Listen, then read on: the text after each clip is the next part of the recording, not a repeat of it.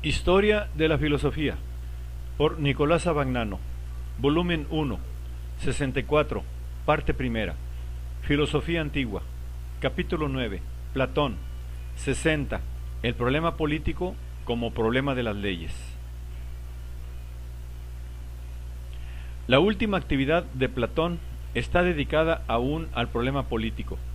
En el político, Platón investiga cuál debe ser el arte propio regidor de pueblos, y la conclusión es que este arte debe ser el de la medida, en cualquier cosa. En efecto, es preciso evitar el exceso o el defecto y encontrar el justo medio.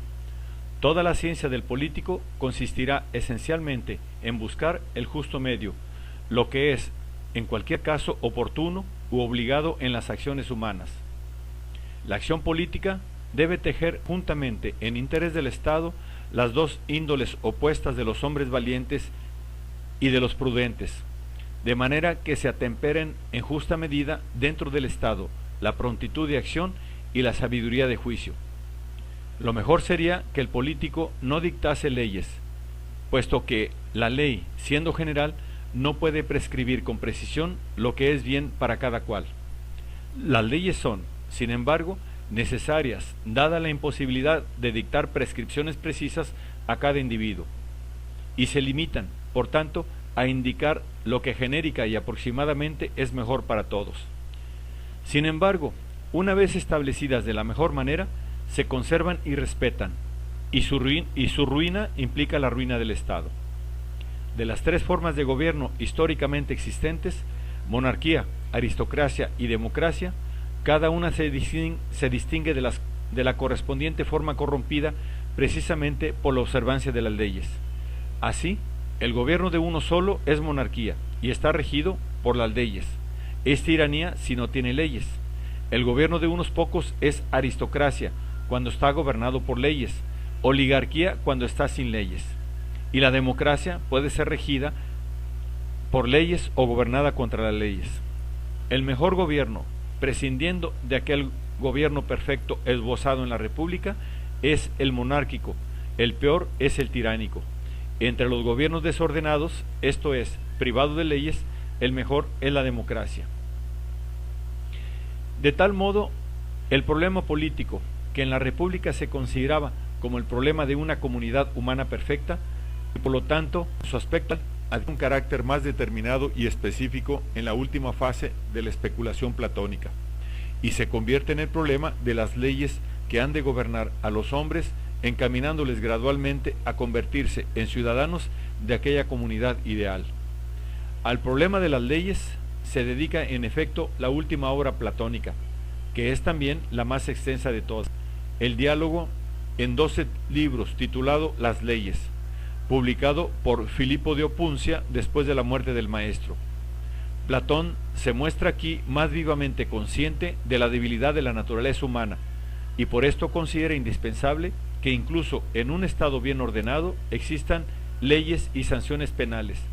Pero la ley debe conservar su función educativa, no debe solo mandar, sino también convencer y persuadir de la propia bondad y necesidad. Cada ley debe, por tanto, tener un preámbulo didáctico, semejante al que se antepone a la música y al canto.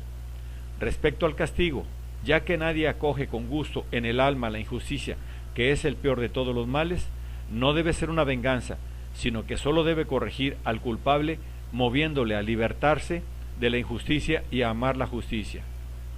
De esto resulta que el fin de las leyes es el de promover en los ciudadanos la virtud, que, como ya enseñaba Sócrates, se identifica con la felicidad.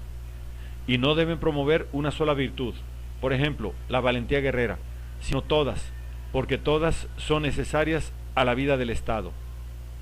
Por esto debe entender a la educación de los ciudadanos, entendiendo por educación el encaminar al hombre ya desde sus tiernos años a la virtud, haciéndole amar y desear convertirse en ciudadano perfecto que sabe mandar y obedecer según la justicia.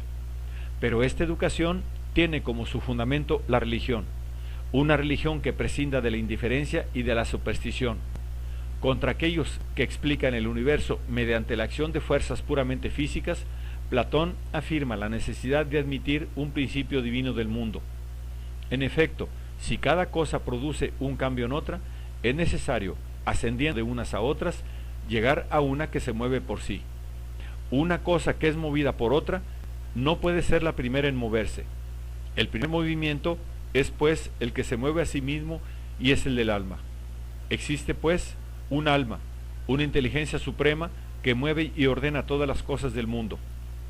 Pero no basta admitir un principio divino del mundo.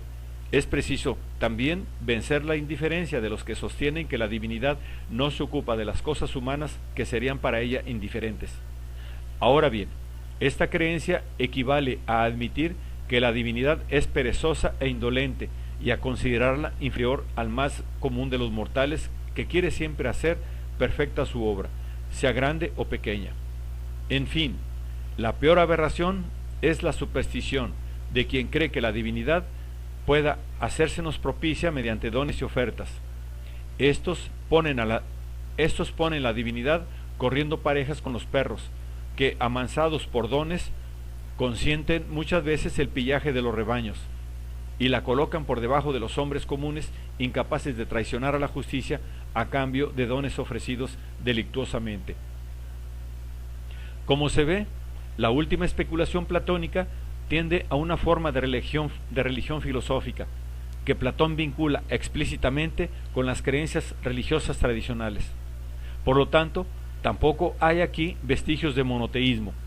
En la creencia en la divinidad está la creencia en los dioses. La divinidad se participa igualmente por un número infinito de entes divinos, los más altos de los cuales encuentran en los astros sus cuerpos visibles. El camino que Platón ha recorrido desde los primeros diálogos, que se limitaban a la ilustración de actitudes y conceptos socráticos, hasta la última especulación de las leyes, ha sido bien largo. En su curso se han ido sumando las desilusiones que como hombre ha encontrado en las tentativas de realizar su ideal político, los problemas que han ido germinando unos de otros en una investigación que no ha querido reconocer nunca etapas o paradas definitivas. Si se confronta el desenlace último de esta investigación, el cálculo matemático de la virtud y el código legislativo, con su punto de partida, se puede fácilmente descubrir un abismo entre sus dos puntos extremos.